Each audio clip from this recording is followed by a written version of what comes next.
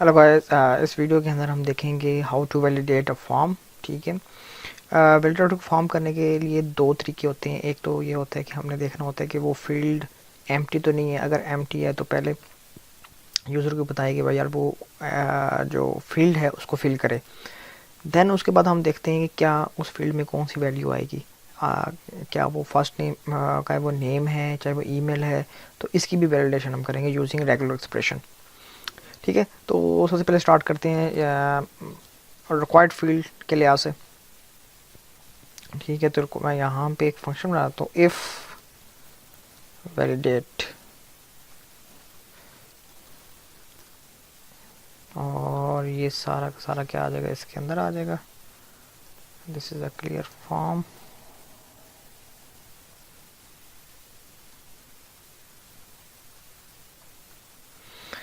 ठीक है, अगर तो फॉर्म वैलिडेट है, ठीक है, तो कोई इसमें ज़रूरत नहीं है। अगर तो फॉर्म वैलिडेट नहीं है तो फिर हमें वैलिडेट करना पड़ेगा। ठीक है, मैं यहाँ पे फंक्शन डिक्लेयर कर रहा हूँ जो कि मैंने यहाँ पे कॉल कराया था, वैलिडेट वाला। ठीक है, इट्स अप टू यू। यहाँ से आप वेरिएबल भी पास करती हैं इस वेरिएबल के अंदर। ठीक है, ये भी हो सकता है, या फिर आप दोबारा से ये वैल्यू गेट करके और कर सकते हैं। It's up to you. ठीक है, मैं ऐसे कर रहा हूँ। चलिए मैं बाय पास करवा देता हूँ ताकि आपको भी समझ आए कि कैसे वैल्यू पास की जाती है। Name, email, address. ठीक है, ये तीन वेरिएबल मैंने पास कराए हैं इस फंक्शन के अंदर। These are parameters. तो मुझे इसमें भी वही चीज़ चाहिए, नेम, ईमेल एंड एड्रेस।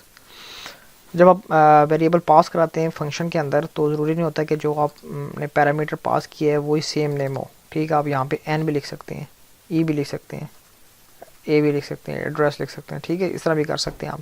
ठीक है, तो ये सिर्फ एक क्या है, कॉपी पास कर रहे हैं। क्या फॉर एग्जाम्पल जो वैल्यू वहाँ पे इधर थी, नेम की वैल्यू जो थी वो आपने इस फंक्शन के अंदर पास किया और वो क्या होगी, वैल्यू नेक्स्ट एन में चली जाएगी। ठीक है, this is a simple assignment operator के फॉर एग्जांपल नेम से वो एन में चलेगी।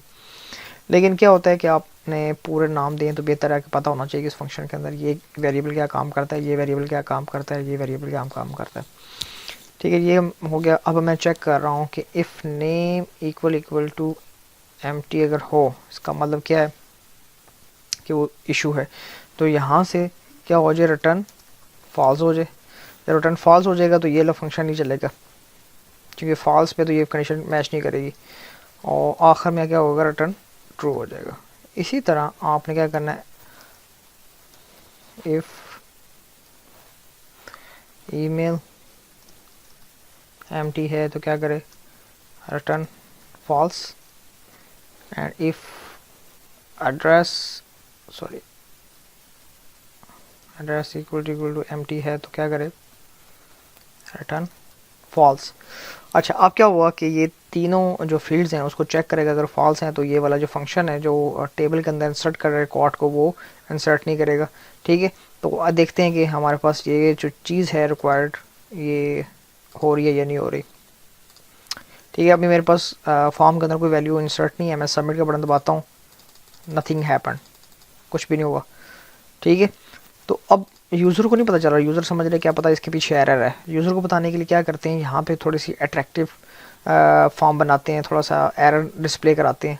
ठीक है, ठीक, थोड़ा सा मैं इसमें जावास्क्रिप्ट के अंदर CSS की कोडिंग करने लगा हूँ। अब क्या होगा जी, document dot get element by ID। यहाँ पे तो आपको वही फॉर्म का कंट्रोल देना पड़ेगा। txt name dot set attribute, कौन सा जी, स्टाइल वाला। और इसका जो बॉर्डर है वो आप कर दीजिए 1 पिक्सल, सॉलिड रेड। समझो बात। ये अभी क्या परफॉर्म करेगा मैं आपको दिखाता हूँ। इसको मैं रिफ्रेश कर लूँ, सबमिट का बटन दबा, ये देखें उस टेक्स्ट बॉक्स का जो क्या कहते हैं बॉर्डर है वो रेड हो गया। इसका मतलब यहाँ पे इशू है। मैं यहाँ पे 1 की जगह 2 पिक्सल कर लेता हूँ, थोड़ा सा प्रोमिनेंट हो जाए। मैं सबमिट बटन दबाता हूँ, ये देखें।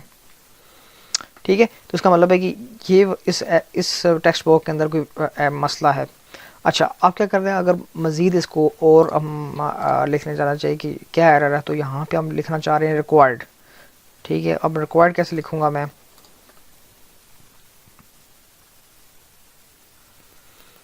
txt dot get element by id dot insert adjacent html।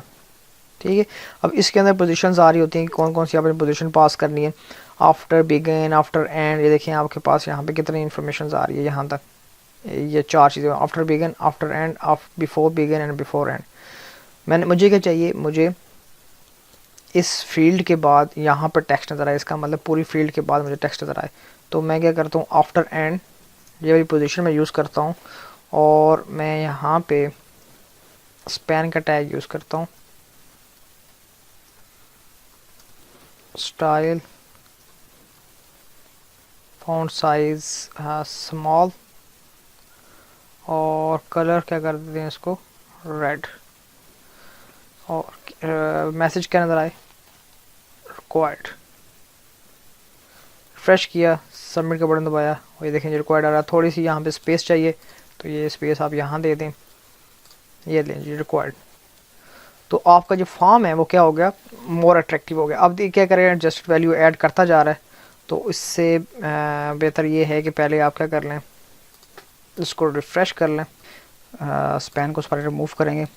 उसके लिए क्या करूँगा, मैं यहाँ पे एक वेरिएबल बना दूँ, spans equal to document dot get element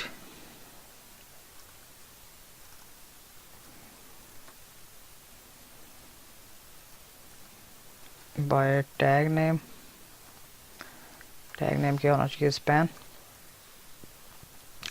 ठीक है, मैं फॉर लूप लगाऊंगा, फॉर ईच लूप लगा लेता हूँ मैं, var span in of spans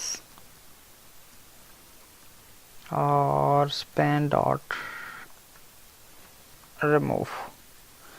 ठीक है, अब ये क्या करेगा, जितने भी स्पैन पड़े हैं पेज के ऊपर वो रिमूव करेगा और हमारे पास एरर शो करा देगा। चेक करते हैं हम, सबमिट, एरर आ गया, let's see what's the error, get element by tag name is not document dot by tag name। ठीक है जी, हमारे पास ये बॉर्डर रेड हो गया और उसके बाद मैसेज भी आ रहा है। दोबारा मैं सबमिट पे क्लिक करता हूँ तो वो क्या होगा, दोबारा से वो अपेंड नहीं कर रहा रिक्वायर्ड, जो पहले इशू आ रहा था वो इशू हमने रिजॉल्व कर दिया है रिमूव करने के बाद स्पैन्स को। ठीक है, अब मैंने ये सिर्फ इसके लिए किया है, अब मुझे नेक्स्ट इन दोनों के लिए भी करना पड़ेगा ये प्रोसीजर, ताकि यूज़र को पता होगा किस किस जगह पे उसको एरर आया। चलें जी, अब मैं रिफ्रेश करता हूँ, टर्न फॉल्स, वो यहीं से आगे चला गया है, तो उसका मतलब ये है इसको मैं किसी वेरिएबल के अंदर सेव करा लेता हूँ, like var flag is equal to true, और इसको मैं कहता हूँ फ्लैग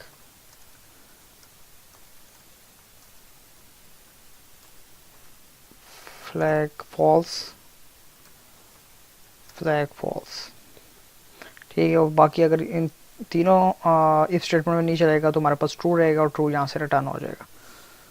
रिफ्रेश किया, सबमिट पे क्लिक किया, रिक्वायर्ड रिक्वायर्ड रिक्वायर्ड 3 दफ़ा इसलिए आया है क्योंकि हमारे पास ये txt है, मैं तीनों जगह पर txt मैंने लिख दिया, यहाँ पे ईमेल आना था और लास्ट में क्या आएगा जी, txt एड्रेस, ये लें। ठीक है, उन्हें उसने क्या किया, तमाम जो फील्ड्स हैं उसको ऊपर उसने हाईलाइट कर दिया और आगे उसने बता दिया कि ये जो इंफॉर्मेशन है ये रिक्वायर्ड है। ठीक है, अब जब मैं इसमें वैल्यू फिल करता हूँ, ठीक है, अभी मैंने ईमेल वैलिडेशन नहीं की हुई है, मैं सिर्फ चेक कर रहा हूँ कि वाकई ये काम हो रहा है कि नहीं हो रहा। सबमिट पे क्लिक करूँगा, ठीक है, उसने सबमिट क्लिक कर दिया, लेकिन क्या किया, इस चीज़ को उसने ख़त्म नहीं किया, आपके जो एरर्स हैं उसको वहाँ से ख़त्म नहीं किया। तो उसके लिए क्या करूँगा, मैं क्लियर फॉर्म के अंदर ही जाऊँगा और यहाँ पे स्पैन्स को दोबारा डिलीट करवा दूँगा, स्पैन्स डिलीट हो गए। ठीक है, उसके बाद क्या करना है, मैंने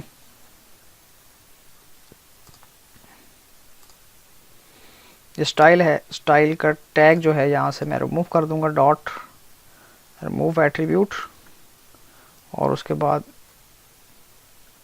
ये स्टाइल आ गया। ठीक है, जब वो रिमूव कर देगा तो ये इशू नहीं आएगा। दोबारा रिफ्रेश किया मैंने, सॉरी,